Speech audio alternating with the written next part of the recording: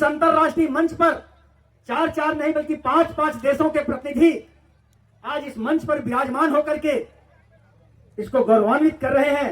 उसी में थाईलैंड से आकर के हमारे मुख्य अतिथि महोदय परम श्रद्धेय श्री अनिल साक्य जी, राजकीय प्रांतीय गवर्नर, इसमें पानी है, धम्मयुक्त निकाय Thailand.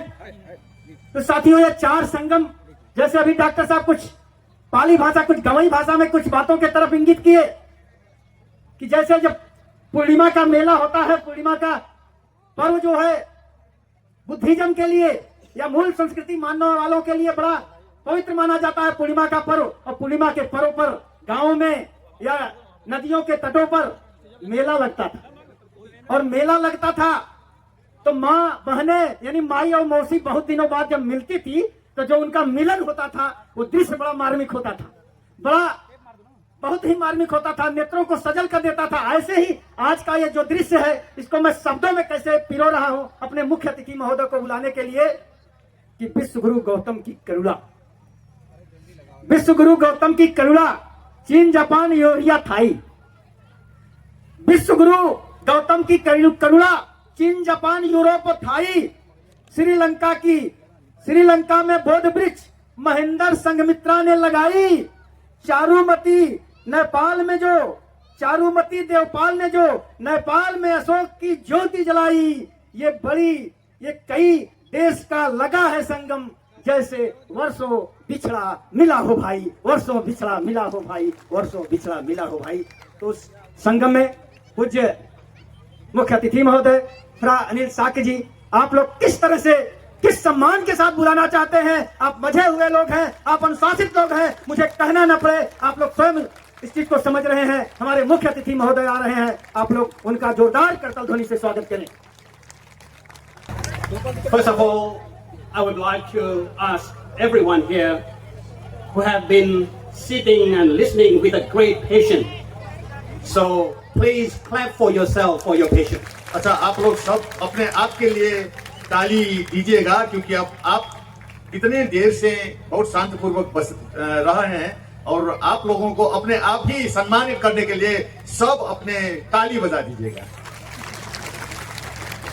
This is a true evidence of Ashokan's legacy, the patience. ये जो आप लोगों का धैर्य है, वही जो है सम्राट अशोक का जो विशिष्ट वो धम्म का गुण है। So it is a profound emotion to stand here among all of you in Germania, Gazipur. I'm deeply touched by your kind invitation to participate and witness this auspicious occasion in Latvia. ये मेरे लिए बहुत ही भावुक समय है कि आप लोगों की निमंत्रण से मैं जर्मनिया गाजीपुर आकर आप लोगों के साथ ये बहुत ही विशिष्ट और पवित्र लठिया महोत्सव में सहभागी होने का अवसर मिला। When we use the word Mahotsav, we declare that this is no ordinary event.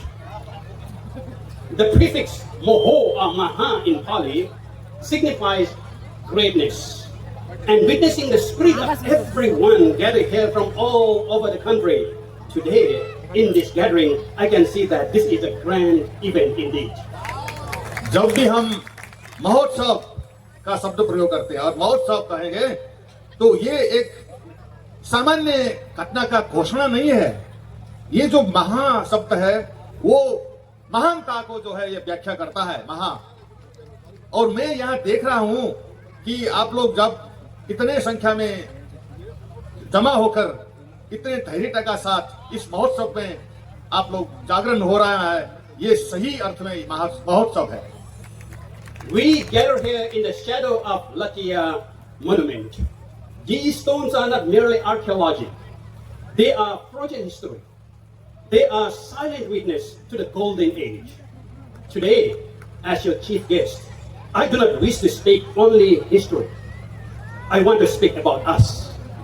I want to explore how the spirit of Ashok, Samrat Ashok, can help us to solve the urgent problem of the 20th century of today's problem. यहाँ हम लठिया संपदा के नीचे छाया में जमा हो रहे हैं ये जो लठिया सिर्फ चट्टान नहीं है, ये सिर्फ चट्टान से बना हुआ नहीं है, ये सिर्फ पुरातत्व का विषय भी नहीं है, ये बर्फ में जमा हुआ इतिहास का एक साक्षात्कार प्रमाण है। और वो जो हम देख रहे हैं बहुत मौनतापूर्वक, ये सुनौला जो गोल्डन एज, सुनौला जो हमारा युग था, उसका एक साक्षी है जो अभी शांतपूर्वक चट्टान बनकर जो खड़ा हो रहा है। आज आप लोगों के प्रमुख अतिथि के हैसियत से मैं इतिहास के बारे में ही बोलने का शौक नहीं है, इच्छा नहीं है। हम अपने आप के बारे में बोलना चाहते हैं। मैं सम्राट अशोक का जो स्पिरिट है, स्पिरिट क्या कहते हैं, जो भावना है अथवा उसका जो विरासत है, उसके बारे में बोलना चाहता हूं। जो 21वीं शताब्दी का जो समस्या है, वो सम्राट अशोक की विरासत को साक्षी मानकर कैसे समाधान कर सकते हैं, इसके बारे में हम आज व्याख्या करेंगे। I come from the kingdom of Thailand. To a geographer, Thailand and India are separated by the sea. And we have been far away each other. In order to fly over, it takes nearly over 3 hours. But to us, we are united by the word Buddha Bhumi, the land of awakened mind. For Buddhists overseas, all around the world, we call India Punya Bhumi, the land of marriage. मैं Thailand की राज्य अधिराज्य अथवा राज्य से आया हूं। एक भूगोलविद के लिए थाईलैंड और भारत समुद्र से जुड़ा हुआ है अथवा समुद्र से छुटा हुआ है। जो समुद्र के पार के बुद्धिस्ट लोग अथवा हमारे लिए समुद्र से दूर किया हुआ है, लेकिन हम जुड़े हुए हैं। ये जो है बुद्ध भूमि के कारण हम लोग जुड़े हुए हैं। जो बुद्ध भूमि का मतलब ये जगा हुआ मन का जो स्वामी है, उन लोगों का जमीन है। बुद्ध भूमि मतलब आप लोग जो है अवेकन माइंड, आप लोग जो है जीवित अथवा जागरूक मन का जो है ये जमीन है। अब दूसरे विश्व के बहुत से बौद्ध लोगों के लिए इन भारत को जो है वो पुण्य भूमि कहते हैं। पुण्य भूमि मतलब ये जमीन, यहाँ आकर जो है पुण्य आर्जन करते हैं। Therefore, when I step onto the soil of Uttar Pradesh, I do not feel like a guest. I feel like a leaf that was blown far away, finally returning to the foot of the tree. We are here to celebrate the legacy of the great Samrat Asok, and of course, the Buddha himself. But we are not just celebrating the past. We are seeking the path to a peaceful and happy life for our present and, of course, our future generations. इसीलिए जब मैं उत्तर प्रदेश की भूमि में, माटी में जब मैं अपना कदम रखता हूं, तो मुझे एक अतिथि का अनुभूति नहीं होता है। मैं थाईलैंड बहुत दूर से आया हूं, लेकिन मुझे अतिथि का अनुभूति नहीं होता। मुझे ऐसा लग रहा है कि एक बड़े पेड़ के जो पत्ता जो है हवा से उड़कर जो है बहुत दूर पहुंचा गया था, वो पत्ता फिर वापस आकर यही वृक्ष की छाया में अब मैं आ पहुंचा हूं। अब जो है हम सम्राट महान अशोक के जो है विरासत को महोत्सव के रूप में मनाने के आए हैं, लेकिन वो इतना ही नहीं, सिर्फ भगवान बुद्ध का भी उत्सव का जो भावना लेकर आए हैं लोग। हम लोग सिर्फ बिके हुए बातों का जो है उत्सव मनाने नहीं आए हैं यहाँ। हम जो है भविष्य के लिए शांति और सुख समृद्धि के रास्ता ढूंढने के लिए हम यहाँ जमा हो रहे हैं। In fact, yesterday was Magha Purnima, and the day is very important in a Buddhist history. कल जो पूर्णिमा थी वो माघ पूर्णिमा कहते हैं, माघ महीना का पूर्णिमा। और ये पूर्णिमा, कल का जो पूर्णिमा है, हम बौद्धों के लिए बहुत ही महत्वपूर्ण दिन है। It was after 9 months of Buddha's enlightenment. Buddha was in Veluvana Vihara in a Rajagriha, and his first group of disciples, who was ordained by the Buddha himself, numbering 1,250 Arahata bhikshu, monks, went to see the Buddha without any notice, without any invitation. They just thought that they just missed the Buddha who was like a father, and they just went and saw the Buddha at Veluvanava. That is the very day was in Magha Puja. कल का जो माघ का पूर्णिमा का दिन है वो इतना पवित्र दिन था अथवा है कि भगवान बुद्ध का जो बुद्धत्व प्राप्त करने के 9 महीने बीतने के बाद भगवान बुद्ध बेलुवन विहार, राजगृह के जो बेलुवन विहार जो है वहां पहुंचे थे, जहां बिंबिसार राजा ने जो भाई रहने के लिए दान दिया था। और वहां जब भगवान बुद्ध 9 महीने के बाद कल के जो माघ का पूर्णिमा था वहां पहुंचे, तो भगवान बुद्ध के खुद ने बनाया हुआ शिष्य लोग 1250, वो ऐसा अकस्मात अथवा वो बुद्ध ने नहीं बुलाया था, लेकिन वो ऐसा घटना हुआ कि सब लोग जो है वहां जमा हुए थे। एक अभूतपूर्व अथवा एक बहुत ही आश्चर्यजनक दिन भी रहा कि भगवान बुद्ध का जो अपने शिष्य जो बनाया था 9 महीने में, वो लोग अपने आप बिना निमंत्रण वहां पहुंचे थे। So taking that very symbolic gathering, the Buddha summarized the whole teaching within his 9 months of teaching. And that very gatha, all of us may ring our ear, Sabba papassa akaranang kusalassu pasampada sachita pariyoda panang etang buddhana sasanam. ये जो कल का जो माघ पूर्णिमा था, जब भगवान बुद्ध के जो वहां बेलुवन पहुंचे तो उनका जो 1250 पहला शिष्य था, सब लोग वहां जमा हुए थे। और यही दिन कि भगवान बुद्ध ने जो 9 महीने तक सिखाया था वो सब एक प्रकार समराइज किया, सब ने अच्छी तरह समझाया नहीं, वो जांच करने के बाद उनका जो बहुत ही पॉपुलर, बहुत ही प्रख्यात श्लोक जो है सब पापस्य अकरणं, वो मैं पूरा तो नहीं कहूंगा, वो श्लोक जो है वहां भगवान बुद्ध ने उपदेश दिया था, तो आप क्या था, प्रकट किया था। Not to do all evil, to do all goodness, to purify your mind. This is the teachings of the Buddhas. इसका अर्थ जो है कि अकुशल कर्म नहीं कहना और सब कुशल कर्म कहना, और अपने चित्त को शुद्ध करके, यही बुद्ध धर्म है। यही बुद्ध धर्म है। अकुशल नहीं करना, कुशल करना और चित्त को शुद्ध करना, यही बुद्ध धर्म का सार है। ये जो वाक्य वहां बेलुवन ने which was on the Magha Purnima yesterday. जो ये माघ पूर्णिमा कल का दिन था, उस दिन का बहुत महत्वपूर्ण दिन रहा। And today I'm seeing all of you here from different parts of the India, coming here without invitations, coming here without kind of any purpose, just to see the Asoka, to enjoy the participate the celebration today. And then suddenly I just remember that very event, it was happened in the time of the Buddha. आज जो आप लोग यहाँ gather अथवा जमा हुए हैं, ये माघ पूर्णिमा के दिवस, ये समझ सकते हैं कि आप लोगों को सम्राट अशोक में एक एक करके निमंत्रण नहीं किया था। आप लोग अपने आप खुद जो है ये जानकर सब यहाँ जमा हो गए। तो ये जो उस माघ पूर्णिमा जो भगवान बुद्ध के जो महत्वपूर्ण दिन था, मुझे ऐसा लगा कि आप लोग यहाँ जो जमा हुए माघ पूर्णिमा के कल, ये बहुत ही बड़ा दिन रहा। Only difference I saw is that in the time of Buddha, it was 1,250 monks. But today, we have 12,000 and 500. वो गुरु जी कह रहे हैं कि भगवान बुद्ध जब वो 9 महीने के बाद बेलुवन में जमा हुए थे तो 1250 भिक्षु लोग, अरंत भिक्षु लोग जमा हुए थे। लेकिन आज मैं देख रहा हूँ कि उसका 10 गुना आप लोग जमा हुए हैं, 12,250 लोग जमा हुए हैं, ऐसा लग रहा है। To understand the value of the Dharma, we must first understand the suffering of the world.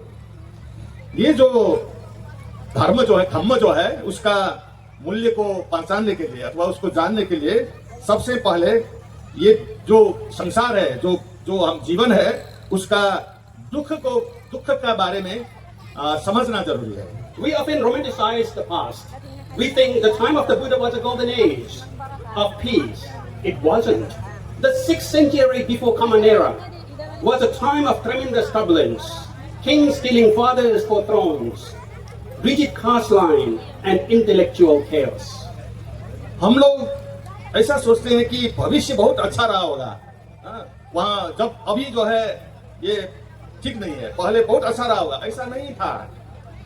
हम जो समझते हैं कि भगवान बुद्ध के समय वो शांति और ये सुनौला अथवा सोने का जो है समय था, लेकिन ऐसा नहीं था, ऐसा नहीं है। जो 600 ईसा पूर्व का जो समय था, काल था, वो बहुत ही अशांति और विग्रह का समय था।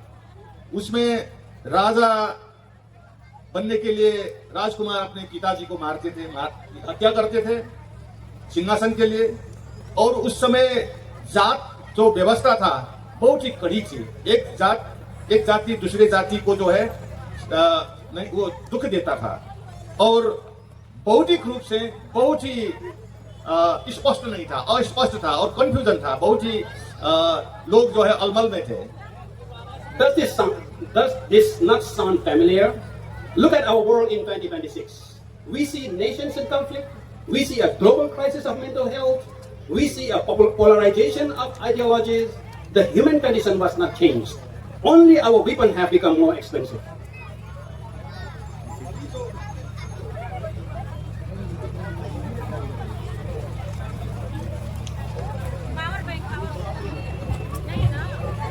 हेलो ये जो बात जो पहले भगवान बुद्ध के समय का जो बात किया, तो अभी भी ऐसा लग रहा है कि वो जान पहचान का समय था। हाँ, अभी हम भी ये जानते हैं, अभी भी ऐसा ही है।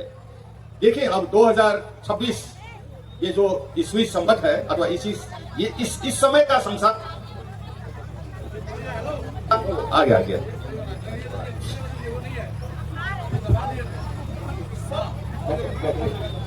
सब देशे और सब राष्ट्र जो है एक दूसरे से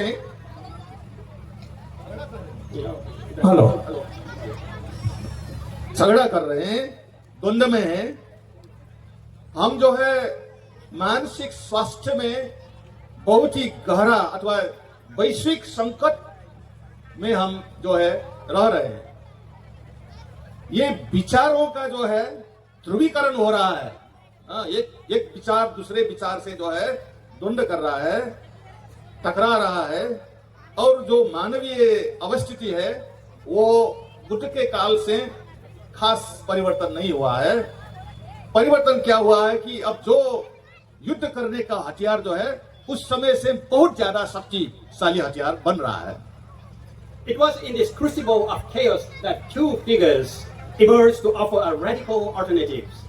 Buddha, the world great physician, and Emperor or Samrat Ashoka, the great administrator. They did not build a religion. They built a model for world civilization. ये वही समय जो कैओस अर्थात अस्पष्टता अथवा द्वंद्व का समय था। वहां दो व्यक्ति ये विश्व में आकर जो है बहुत ही रेडिकल विकल्प का जो है समाधान उन लोगों ने पेश किया। एक व्यक्ति एक डॉक्टर की तरह भगवान बुद्ध, आदमी का जो दर्द अथवा आदमी का जो रोग निवारण करने वाला महान वैद्य बुद्ध, और सम्राट अशोक एक महान प्रशासक जो उसको लागू करने वाला। ये दो व्यक्ति उस समय प्रकट हुए। उन लोगों ने धर्म का निर्माण नहीं किया था, धर्म नहीं बनाया था। उन दोनों ने सभ्यता का एक खाका पेश किया था, मॉडल पेश किया था। Of course, the English term religion is sometimes not the right word to use in our context. Religion often implies belief in a supernatural power, to gods and angels, which the Buddha considered insignificant in his teachings. In Pali, we use the term sasana or dharma vinaya. वास्तव में जो अंग्रेजी शब्द है religion, जो हम धर्म को रिलीजन कहते हैं, वो खास सही शब्द नहीं है। वो जो रिलीजन शब्द है वो जो हम धर्म के शब्द से समझ रहे हैं, हमारे जो संदर्भ में वो शब्द सही नहीं है। रिलीजन जब हम कहेंगे तो हम एक सुपर नेचुरल पावर अथवा अंधविश्वास अथवा एक शक्ति जो अदृश्य शक्ति में विश्वास करना पड़ता है जब रिलीजन कहते हैं। लेकिन बुद्ध ने ये जो ईश्वर अथवा जो सर्वशक्तिमान जो शक्ति जो हमको चला रहा है, ऐसे बातों में बुद्ध विश्वास नहीं करता था। और पाली में धर्म अथवा रिलीजन को जो है उनने शब्द दिया शासना अथवा धम्म विनय। ये शब्द जो है बुद्ध धर्म को जो है धर्म की शब्द, ये शब्द It was yesterday. It was on the Magha Purnima. Buddha first used the word Etang Buddhana Sasanam. This is the Buddha's teaching. जो कल माघ पूर्णिमा के दिन में जो भगवान बुद्ध का जो स्पीच हुआ था, जो ऐतिहासिक था, तो उसमें भगवान बुद्ध ने शब्द प्रयोग किया एथम बुद्धानु शासनम। तो बुद्ध का जो है अभिव्यक्त किया हुआ शासन, ये जो बुद्ध धर्म कहते हैं वो बुद्ध का अभिव्यक्त किया एक शासन, एक एडमिनिस्ट्रेशन जो सम्राट अशोक ने शासन का। Sasan etymologically means instructions for advancing the quality of human life. It is not about believing, but it is about seeking a way out of problem. शासन जो शब्द का जो शास्त्र है उसके हिसाब से जब हम ये शासना शब्द का व्याख्या करेंगे तो इसका अर्थ हो जाएगा हमारा जो मानवीय जीवन को आगे बढ़ाने के लिए एक शिक्षा, इंस्ट्रक्शन, एक शिक्षा, एक मार्ग, उसको शासन कहते हैं। ये जो है विश्वास करने की बात नहीं है, ये जो है समस्या समाधान करने के लिए मार्ग प्रशस्त करने की विषय है। Dharma refers to a principle which from the word dhra, which means uphold. The word dharma means that upholding. ये जो धम्म शब्द है बुद्ध धर्म में, उसका अर्थ है कि ये एक सिद्धांत है जिसके आधार पर ये विश्व जीवित है अथवा ये विश्व जो है संचालित है। इसको जो है ये जो सिद्धांत है उसको हमारा जो धर्मशास्त्र में उसको धम्म कहते हैं। Vinaya refers to instruction which lead away. Vinaya, we is an extra. Naya means that leading. So Vinaya means that to lead out from all harms. ये जो बुद्ध धर्म में विनय शब्द जो है उसका अर्थ की शिक्षा, भगवान बुद्ध ने जो शिक्षा दिया अथवा ये मार्ग दिया वो जो है खराब चीजों को दूर करने के लिए अथवा विनय, वी मीन्स दूर करने के लिए, नय मीन्स लीड आउट अथवा उसको आगे ले जाने का ये रास्ता है विनय का मतलब। In the case of a dharma, we have the Buddha to uphold our mind. In case of the Vinaya, we got Emperor Ashoka to lead our action. इसीलिए जो बुद्ध और अशोक, इसका सार्थकता क्या है कि धम्म के बारे में हम अपने जो मन है, अपने चित्त को शुद्ध करके समाये रखने के लिए ये बुद्ध है। बुद्ध का काम जो है हमारा जो चित्त को जो है नीचे जाने से रोकने के लिए है। तो फिर सम्राट अशोक जो है उस प्रक्रिया को, उस मार्ग को जो है आगे ले जाने के लिए वो कार्य है अथवा उसका जो उसके माध्यम से आगे ले जाने का काम अशोक ने किया। So let us first look at the Buddha in modern international relations. We talk about soft power. I tell you, the Buddha perfected it 2,600 years ago. अब हम बुद्ध को जरा देखें। आज के जो आधुनिक अंतरराष्ट्रीय जो संबंध का बात है वहां एक शब्द बहुत प्रयोग होता है अभी, सॉफ्ट पावर, जो नरम शक्ति का जो शब्द प्रयोग होता है अभी जो अंतरराष्ट्रीय रिलेशन में अथवा विदेश संबंध में ये बहुत शब्द प्रयोग करते हैं ये राजनेता लोग विश्व के। अब मैं जो कहता हूं कि बुद्ध ने 2600 वर्ष पहले वो नरम शक्ति का निर्माण किया था, वो परफेक्टली अथवा विशुद्ध ढंग से ये नरम शक्ति जो सॉफ्ट पावर कहते हैं, वो डिप्लोमेसी कहते हैं, वो भगवान बुद्ध ने जो है प्रशस्त किया है। Recall the dispute over Rohini River, which I already mentioned here, few of the speakers. When the Sakyas and Kolyas were about to wage war over water, the Buddha intervened. He asked, "O kings, what is the more valuable, this water or the blood of your kinsmen?" When they replied that blood was more valuable, he then asked, "Then why destroy the invaluable for the sake of valuable?" This is the essence of resource diplomacy through dharma. it shifts the focus from resource to responsible, to shared community, shared humanity. Sorry. एक जो ऐतिहासिक घटना आप लोगों ने सुना होगा भगवान बुद्ध के समय में, ये जो शाक्य और कोलियों अथवा कपिलवस्तु और रामग्राम के बीच में जो एक नदी बहती थी, वो रोहिणी नदी है, उसके पानी को लेकर, उसको पानी सिंचाई में ले जाने के लेकर शाक्य और कोलियों में लड़ाई छिड़ गया था पानी के लिए। तब जो है बुद्ध वहां आकर, क्योंकि वो उनके अपने रिश्तेदार थे, इसलिए वो वहां आए और उसने पूछा, ओ राजाओं, कौन चीज बहुत मूल्यवान है, पानी मूल्यवान है या अपने लोगों का जान? अच्छा, पानी महत्वपूर्ण है या अपने लोगों का प्राण महत्वपूर्ण है?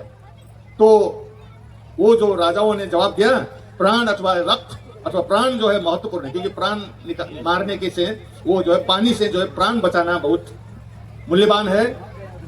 इसलिए जो है भगवान बुद्ध ने कहा, तो ये जो प्राण छीनने का बात आप लोग क्यों करते हैं? ये जो ज्यादा महत्वपूर्ण है, तो पानी से ज्यादा महत्व है, तो मारने की काम क्यों कर रहे थे आप लोग?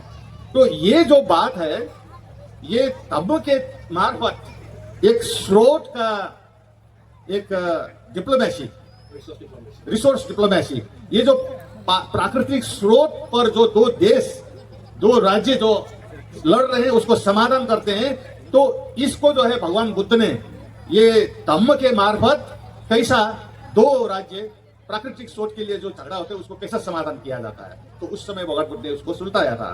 तो इसका मतलब क्या है कि ये साधन स्रोत, प्राकृतिक स्रोत के लिए झगड़ा करने, ये जो लड़ाई लड़ने से उन्होंने ह्यूमैनिटी को शेयर करना चाहिए अथवा मानवता को जो है बांटना चाहिए, पानी को बांटकर जो है झगड़ा करना नहीं चाहिए।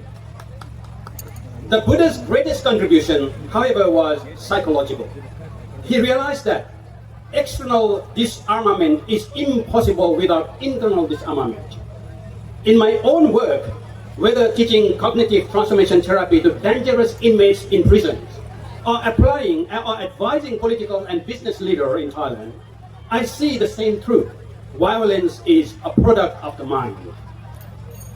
अब बुद्ध का जो है सबसे बड़ा योगदान जो है वो भौतिक से ज्यादा एक मनोवैज्ञानिक विषय, मनोविज्ञान का विषय है।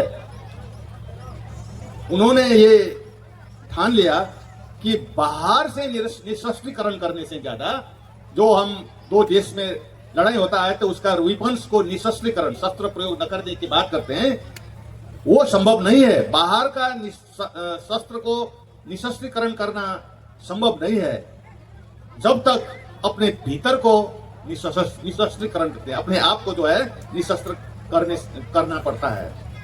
कल्याण मित्रों, मेरा अपना भी काम किया हुआ है जिसमें ये मानसिक परिवर्तन का जो है उपाय, जो बच्चे जो है गुरुजी जो है वहां के बड़े बड़े जेलों में, सेंट्रल जेलों में अपराधियों को जो है ये कोर्स देते हैं बुद्ध धर्म का, उसका नाम कॉग्निटिव ट्रांसफॉर्मेशन थेरेपी अथवा मानसिक परिवर्तन अथवा ट्रांसफॉर्मेशन परिवर्तन का जो है उपाय।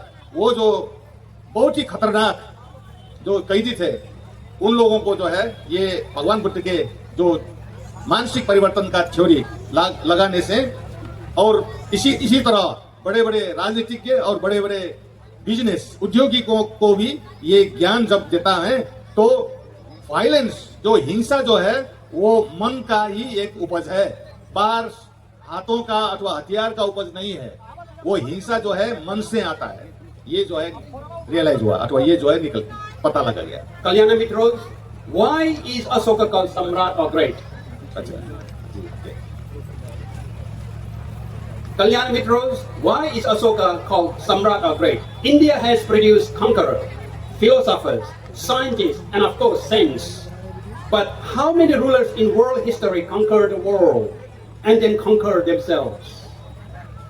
कल्याण मित्रों अथवा दोस्तों, धर्म का दोस्तों, सम्राट अशोक को हम क्यों महान कहते हैं? भारत ने बहुत से बड़े बड़े लड़ाकू अथवा बड़े बड़े विजेता जन्म दिया है और बड़े बड़े दार्शनिक को जन्म दिया है, वैज्ञानिकों का जन्म दिया है, बड़े बड़े संतों का जन्म दिया है। फिर भी कितने जो शासक है उसने विश्व को जो है, विश्व के इतिहास में कितने ऐसे शासक है जिसने विश्व को जो है विजय किया है अथवा जो अपने आप को विजय किया है। Samrat Asok was not born great. He became great the moment he chose dharma over dominance. His greatness lies not in empire building but in moral courage. सम्राट अशोक जन्म से ही महान नहीं था, वो महान बन गए जब उन्होंने दूसरों को जो है डोमिनेस अथवा दूसरों को जो है अधिपति करने से भी अपने आप को जो है वो ने धर्म को जान दिया, तो धर्म को ले लिया। और उनका जो महानता बड़े बड़े महाराष्ट्र बनाने में नहीं है, वो खास एक मानसिक शक्ति अथवा नैतिक शक्ति का जो है इसी के कारण जो है वो महान कहला गए। He is unique in history of humanity.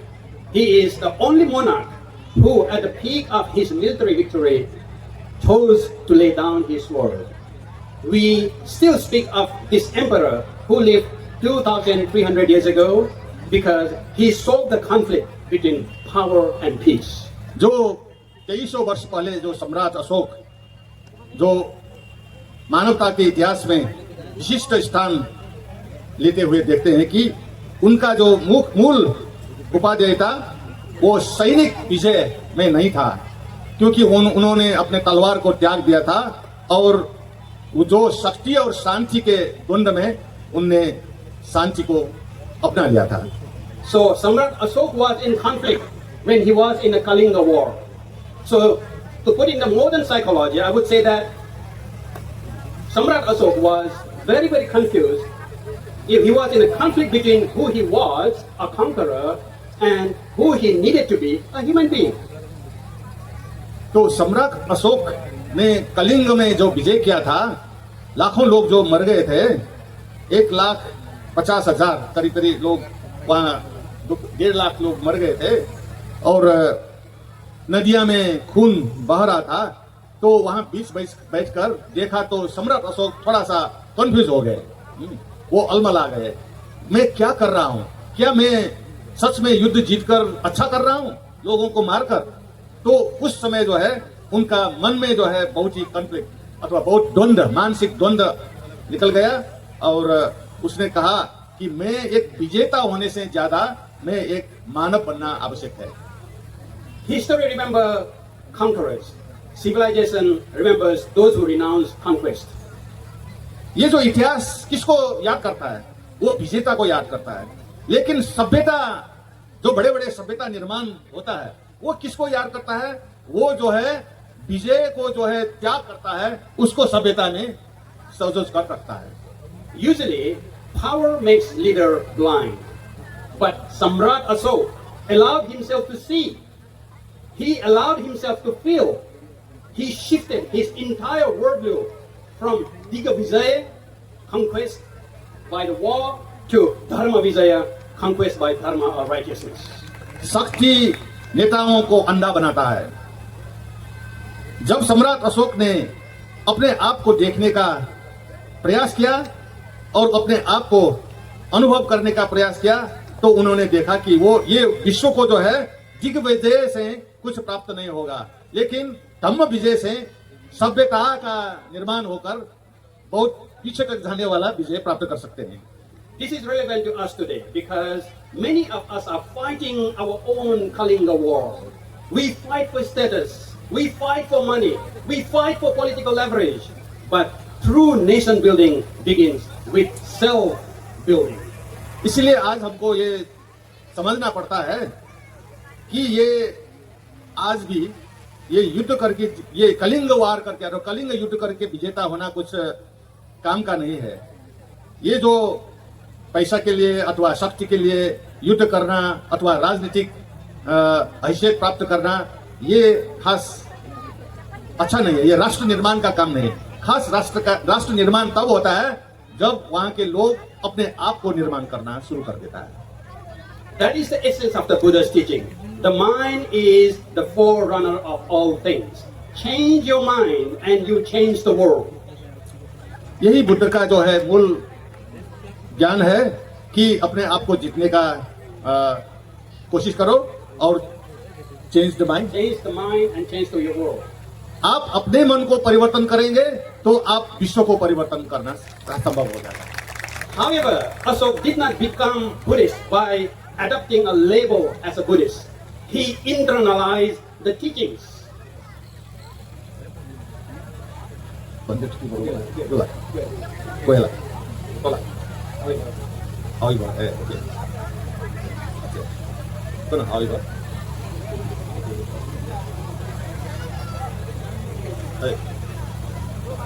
सम्राट अशोक वैसे बुद्धिस्ट नहीं बने जैसे हम बुद्धिस्ट बनेंगे, ऐसे बुद्धिस्ट नहीं बने ताकि वो बुद्धिस्ट उसका धर्म बुद्धिस्ट ऐसा नहीं बना था। उन्होंने बुद्ध का शिक्षा को आंतरिक रूप से समझने की कोशिश किया था। Internalise. The pillar here in Latvia is a testament to this network. These pillars were the broadcasting towers of the ancient world. But unlike our modern social media, which often spread divisions, these pillars spread message of tolerance, non-violence, and welfare. The Latvia site here in Germania is not just stone. It is a frozen testament to that change of heart. It is proof that anyone can be transformed into a nation builder. Our ancestors have shown us the path. We just have to follow it. Only then can we proudly claim that the Buddha and Samrat Asok are our ancestor and our mentors. यहाँ जो लठिया का जो खंबा है वो क्या है, स्तंभ है। ये जो बात का जो एक साक्षी है, ये जो अशोक का जो स्तंभ है वो आज के जमाने में हम कह सकते हैं कि यो प्राचीन विश्व में वो एक संचार का जो है टावर, ब्रॉडकास्टिंग टावर, संचार का खंभा है जहां से जो है मैसेज संचार करते हैं। आजकल जो आधुनिक में सोशल मीडिया, जो मोबाइल से, इंटरनेट से जो समाचार प्रेषित हो जाता है, जो सोशल मीडिया से लोगों को बांटने का काम करता है, लेकिन ये जो सम्राट अशोक के स्तंभ है वो जो है सहनशीलता, सहिष्णुता और अहिंसा और समृद्धि और कल्याण का जो है संदेश फैलाने का जो है वो संसार एक टावर के रूप में सम्राट अशोक का जो स्तंभ है काम करता है। The invitation to this kindly mentioning my work in sustainable development and Dhamma education. Often people think Dhamma means just lighting incense or chanting in a temple. But Samrat Asok showed us that Dhamma is actually good governance. आज के जमाने में हम लोग क्या बात करते हैं कि राज्य का जो है एक दीगो विकास अथवा क्या है उसको सस्टेनेबल स्थायी विकास का बात करता है और धम्म का शिक्षा भी बात करते हैं, लेकिन धम्म का जो खास अर्थ है वो जो सुबास है, वो जो मंदिर में जो पाठ करते हैं कर्मकांड जो कहते हैं उसको धम्म का जो अर्थ करते हैं। लेकिन सम्राट अशोक ने धम्म का अर्थ जो है कहती कि वो खास में राज्य के द्वारा देने का सुशासन का जो लोक कल्याण का जो है राज्य का जिम्मेवारी, उसको जो है सम्राट अशोक ने धम्म का अर्थ लगाया। If we read his rock edicts, we can say that he's post in social media these days of the ancient world, we see a blueprint for a welfare state. जो सम्राट अशोक के स्तंभ में लिखा हुआ लेख जब हम देखते हैं कि ये उस समय का सोशल मीडिया में एक कल्याणकारी राष्ट्र निर्माण करने के लिए एक ब्लूप्रिंट है, एक जो है मार्ग मॉडर्न एक क्या है मॉडल है। Samrat Asok was the world's first green emperor. In Pillar Edict 2, he declares that he has planted banyan trees to give shade to beasts and men. And he has dug mango groves and wells. He established medical centers, not just for humans, for animals. He understood inner ecology and outer ecology.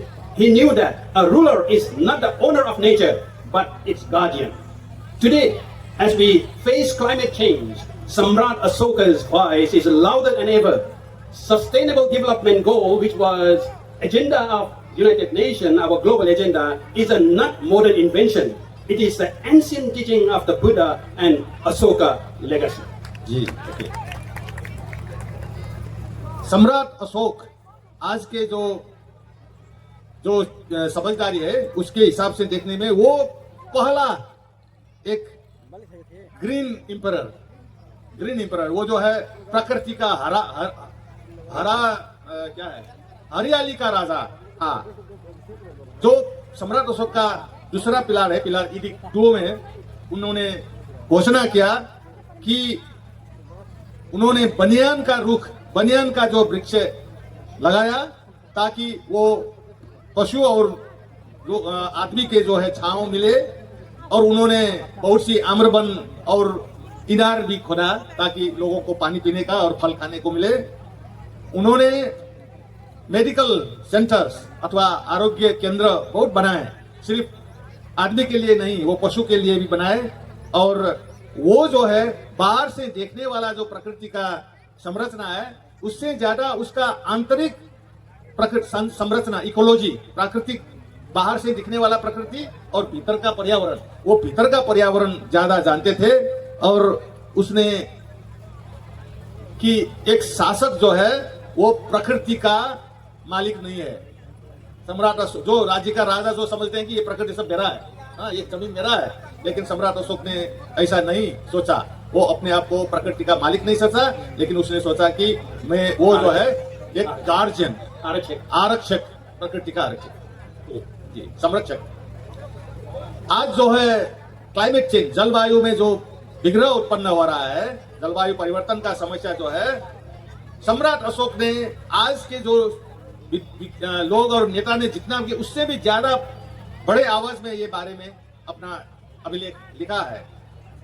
ये जो स्थायी विकास जो है एक आधुनिक आविष्कार नहीं है, ये भगवान बुद्ध और सम्राट अशोक ने ये जो स्थायी विकास का धारणा उस समय सही अर्थ में दिया हुआ था। In fact, the very term Dharma Chakra Pravatana can be translated etymologically as sustainable development in action.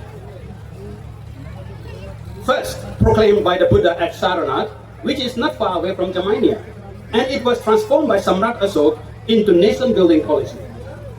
In the Lumbini pillar in Nepal, Asoka clearly described that one who realized the potential of the Buddha should give up violent sacrifice.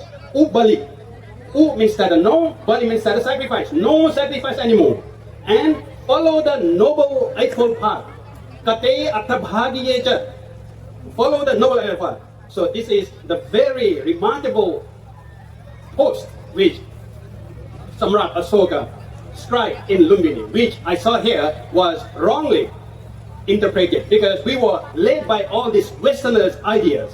And it was says that Ubali kate attabhagiyeja, which means that instead of which Asoka asked people to give tax to King Asoka 1 out of 8, which formula not existed in any ancient text, be in a Arthashastra, be in a Kautilya, be in a no formula of 1 out of 8.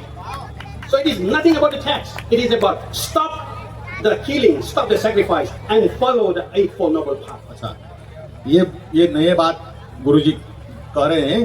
ये जो सारनाथ यही नजदीक है, बुद्ध का सबसे पहला जो उपदेश था धम्म चक्र प्रवर्तन जो सूत्र है, उसमें धर्म चक्र प्रवर्तन का अर्थ जो है धर्म का पहिया चलाया वहां से, लेकिन ये नहीं है। भगवान बुद्ध का जो उपदेश है वो उसका खास उपदेश ये विश्व को, ये जो पृथ्वी को कैसे बचाना और मानव का विकास जो है उसके आगे कैसे ले जाना है, उसका सूत्र है वो। तो लुम्बिनी का जो स्तंभ है उस